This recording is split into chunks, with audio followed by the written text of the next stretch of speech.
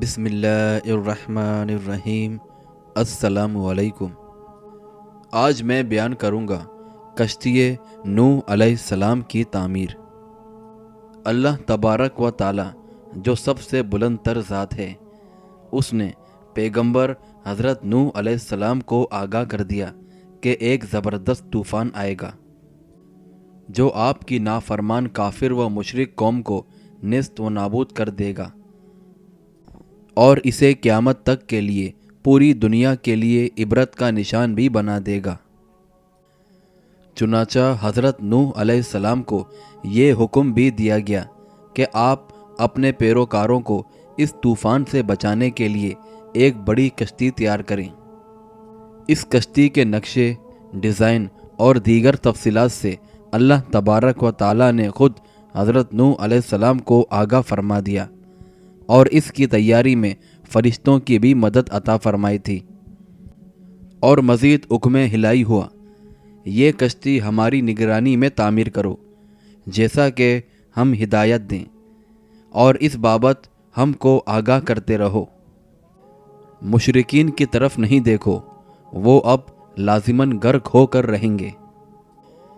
اس واضح حکم الہی کے بعد حضرت نوح علیہ السلام نے شہر سے باہر سمندر کے کنارے ایک مناسب مقام کا انتخاب کر کے تمام ضروری ساز و سامان اکٹھا کر لیا اور کشتی کی تعمیر شروع کر دی۔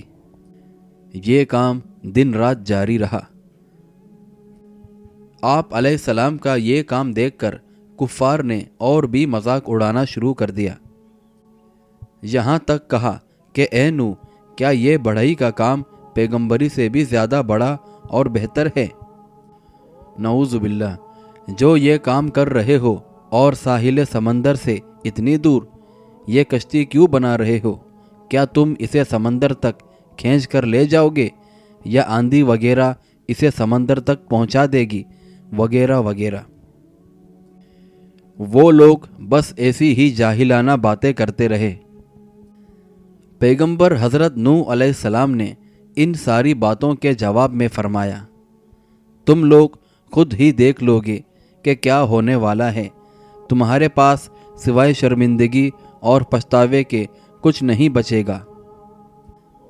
اپنا کیا دھرا تم لوگ خود بھگتو گے۔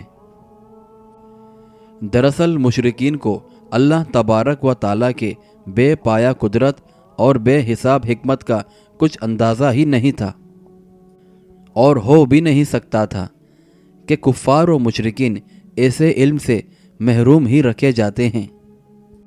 وہ ہر چیز کو اپنی جہالت کے پیمانے سے ناپتے تولتے تھے۔ وہ اس بات کو سمجھنے کے بھی قطعاً اہل نہیں تھے کہ سیدنا حضرت نوح علیہ السلام نے یہ کشتی بنانے کے لیے سمندر سے بہت دور ایک پہاڑ کی چوٹی کا انتخاب کیوں کیا ہے۔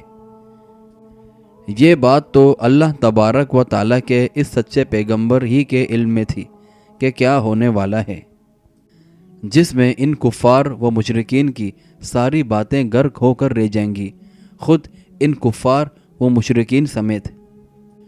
اور یہی اللہ تبارک و تعالیٰ کا فیصلہ بھی تھا جو اس قوم کے لیے مقدر کیا جا چکا تھا۔